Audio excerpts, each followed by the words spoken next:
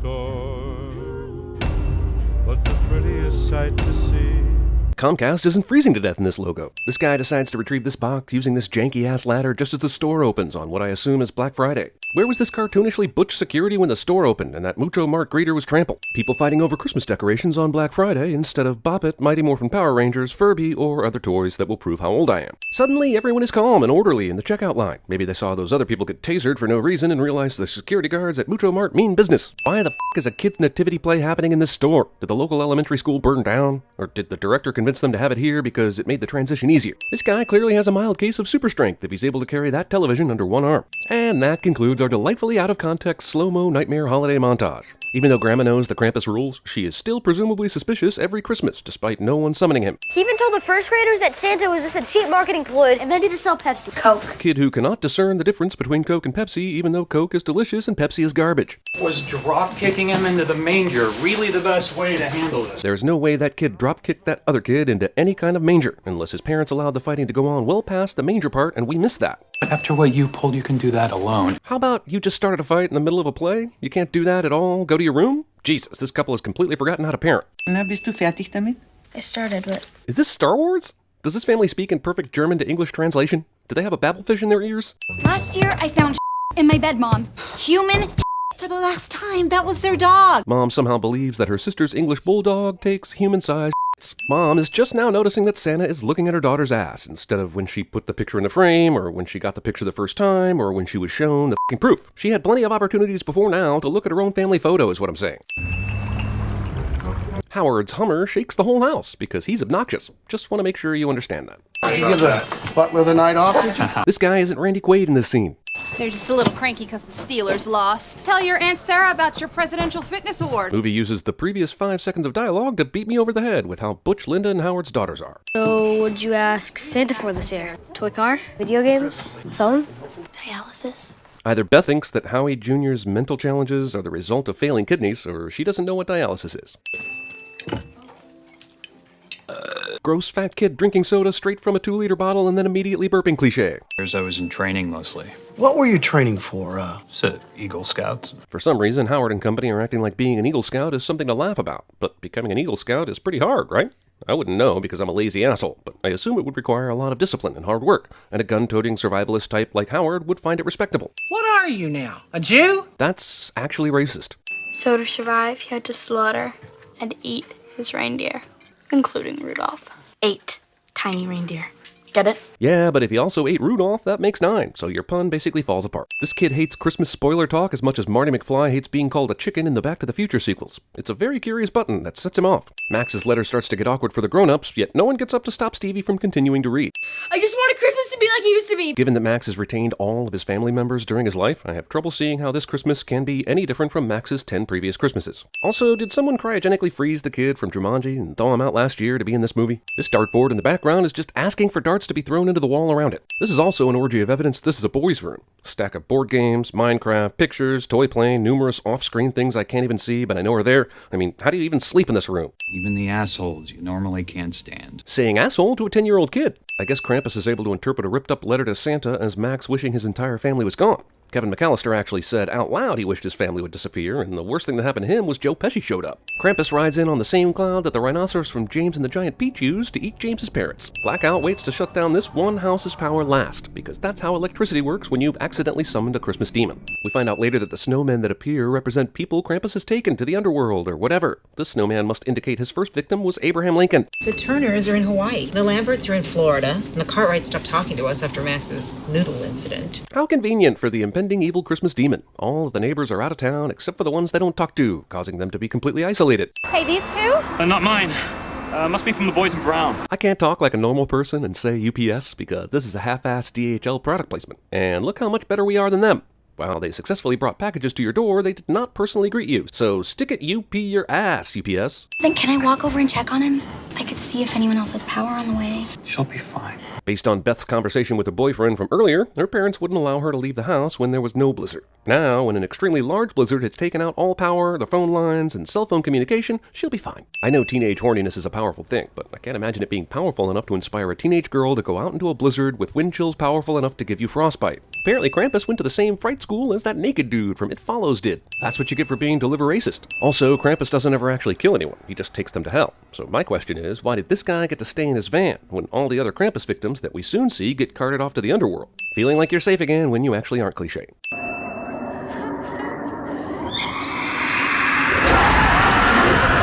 What the f was that? And she can't outcrawl this Jack-in-the-Box thing? He's in a box! What the hell happened? Damn you, PG-13 horror! It's getting late. She's fine. She's at Derek's. A few problems. It's been over an hour and Beth's parents are collectively less concerned than they should be. Tom is clearly more trusting of Derek than he should be, and they let their daughter go out in a f***ing blizzard. Do you think your Hummer could get through this mess? This asshole Howard has been complaining the whole movie that Tom and Sarah are rich and are assholes because of it, but he owns a f***ing Hummer. Let him out of your sight for 1 second and boom, shotgun wedding. Shotgun wedding? I thought she was going to say freeze to death in a blizzard. The glass is punched in. Then I guess Krampus broke through the windshield and disintegrated him, because the glass wouldn't be that tucked in if Krampus pulled him out through the windshield. Remember we used to fight over who got to blaze her? Remember when movies built expositional dialogue into dialogue that simultaneously moved the plot forward instead of just lazily throwing in some lines about their past? I don't. I read somewhere that over 350 million Rubik's Cubes have been sold over the years, and I think 175 million of them were sold to be movie props. Probably just squirrels. In this weather. Well, if they're hearing sounds directly above them, then the squirrels probably just found their way inside to keep warm. You know, since there's a second floor and an attic between them and the roof right now, making it impossible to actually hear anything happening on the roof at that volume. See? Squirrels. Sarah says this instead of, what the actual f*** was that? Probably playing with their nuts. Omi decides that she's going to sacrifice her own face to see what's going on inside the chimney. I guess because Derek's family didn't have a German grandma, they got abducted by Krampus in record time. Too bad we aren't following Derek's family, or we could be done by now. Looks like a gas line blew. You know, the gas lines that run up the middle of the chimney and also blow directionally. It's one of them. Even though Howard's legs were bitten by a monster and he was pulled under the snow, apparently all he got out of that were some minor injuries. Wait, so Tom hears his daughter screaming bloody murder, and instead of staying out here until he finds her, he hobbles back to his house with his brother-in-law that he hates so that he can bandage his flesh wound? You know, Christmas, what happened out there? Linda pulls out her seasonal swearing this time of year. I'm gonna teach you how to make peppermint schnapps. I know they're just trying to show that she's unfit to be around children, but there's no way she's going to actually show them how to make peppermint schnapps without a working stove to melt some sugar and peppermint to mix with a bottle of vodka. All right, but don't you rat me out. Underage drinking. She wasn't at Derek's, but that doesn't mean anything. Yes, it does. It means she's probably dead. Damn near frostbite in under 4 minutes. This is more evidence for the Tom is a shitty-ass parent for letting Beth leave column. Back when Howard handed Tom this gun, he didn't give him any more ammo. And when Howard got attacked by the gopher from Caddyshack, Tom fired off 2 rounds. So where the hell did these extra rounds come from? I think our best bet is to stay put. Board up all the doors and windows. Let my daughter freeze to death, and if she somehow can make it back to the house, she'll have no way of getting in. It's the perfect plan. Go get your sister, Stevie. I almost forgot there's an unsupervised baby in the house, one that's stayed relatively quiet during this whole exchange. That's never a good sign. If you've already had a rough, slightly disturbing Christmas Eve, the last thing you need to watch are those creepy Rankin Bass claymation Christmas movies. Tom has such a large quantity of scrap wood lying around his house, he could cover up all the doors and windows with it. I don't think Tom has actually looked through those binoculars yet, or he would clearly be able to see that he can't see through the drapes. As more of these snowmen appear, I'm starting to suspect that Krampus is actually just Calvin from Calvin and Hobbes. You know, she always gets a little weird around Christmas. I can buy her not telling her son what actually happened to her family, but I find it hard to believe she didn't make up a more feasible story that would still take place around Christmas time, explaining her weird behavior. Grandma, who told these assholes to keep the fire going, trusted everyone in this horrible family to do that. Krampus's plan for child abduction relies on them not being in their bedrooms, but being light sleepers and downstairs within view of the fireplace. Movie steals its gingerbread man from Shrek. No one else in the living room wakes up during this madness. The Christmas tradition of putting a dead, highly flammable pine tree in your living room. That tiny-ass fire extinguisher is going to put out that large fire. Das ist unser aller Schuld. Grandma waited for 2 deaths to finally say something about the wonderful world of Krampus. Tom, what's she saying? Are these parents not going to go outside and see what the f*** happened to their kid? He's come for us all? Grandma plays the pronoun game in German, which is somehow less fun than the English pronoun game. Please, listen. Omi suddenly knows English well enough to walk us through her backstory.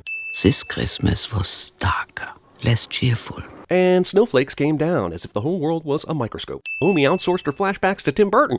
It was Krampus. Roll credits. But Krampus didn't take me that night. So this is the story of Grandma Omi's parents getting pulled into the underworld because she wished for it to happen. My question now is, why is Krampus currently killing DHL guys and other randoms on the street, if the reason he's here is because of Max complaining about his family? Evil Santa, Jesus H. Almighty. You did see your kid get dragged up a chimney, right? I'm getting Howie back. A little late for that, right? You waited through that whole story to think about going out to get your son? Christmas Jawas. Es geht nicht das, was du tust. Omi goes back to exclusively German, and no one is pissed off about that, even though she proved that she can speak English moments earlier. Because I'm old enough to know when life is coming at you with his pants down. I feel like having its pants down would give you the upper hand, or at least the upper pants. Even after all this insane has gone down, only now is Linda becoming suspicious of the unmarked presents that showed up less than 24 hours ago. I just want to get these rewrapped for the kids. These presents survived the fire enough to just require some rewrapping. Damn it, I must have slept through the rest of the movie and Gremlins started playing. Wait, it didn't? That's just what is happening in the movie? Someone owes Spielberg an explanation.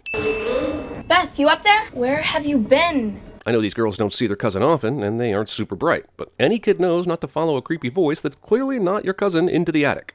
I think all this might be my fault.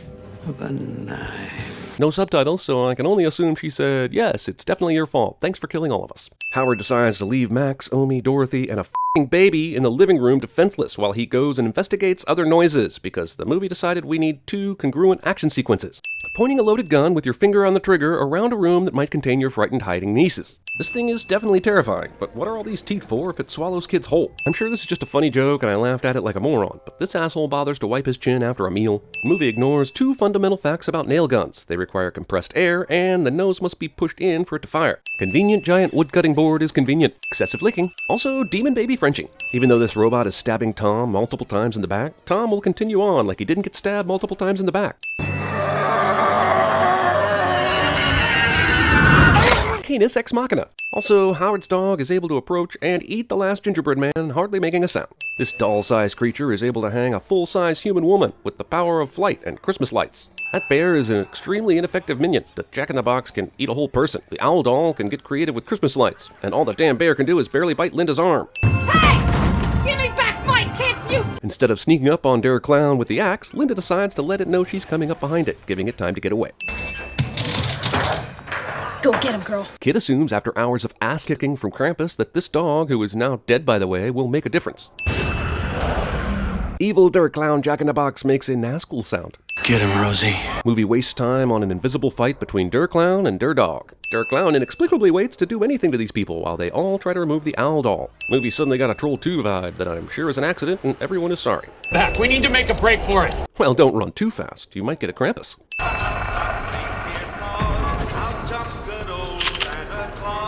Not only does Krampus have evil powers that cause power to sort of come back, but he also has ironic powers because Up on the Housetop starts playing. Mom, open the door! Can't you just go through the big gaping hole that the elves made when they crashed through the front window?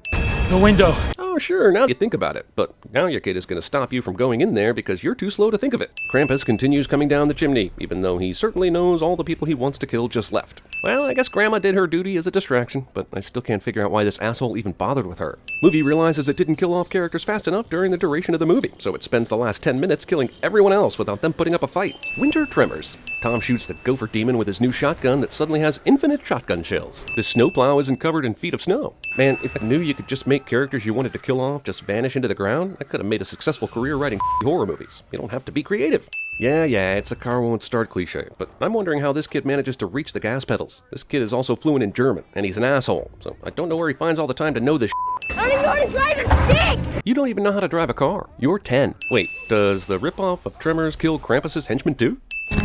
Littering. Why are any of them still there? They did what they came to do. Maybe the screenwriter convinced them to stay because Max wanted to renege on his deal. That's racist. At first I thought Krampus was a principled demon, punishing kids who were bad and forgot what it meant to have Christmas spirit. Yeah, his methods are a little extreme, but he had a purpose. Now that Max has clearly learned his lesson and Krampus just throws him into hell anyway, I'm starting to think he's no better than an internet troll. You know who you are. It was all a dream, or was it cliche?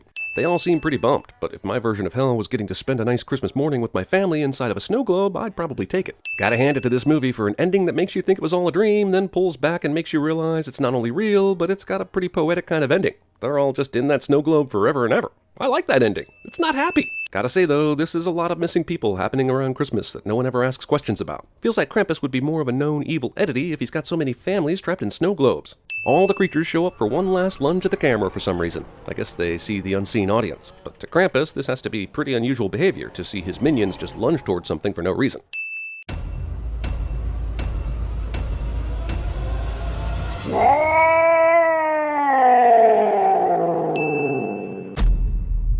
Buzz, what could Andy possibly get that is worse than you? This is Halloween, this is Halloween. Pumpkins scream in the dead of night.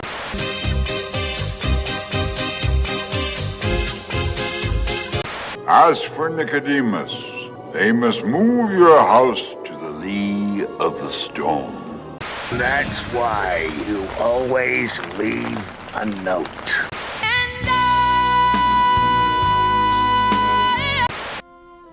But now you know there was a man named Jack Dawson, and that he saved me. I don't even have a picture of him. He exists now, only in my memory.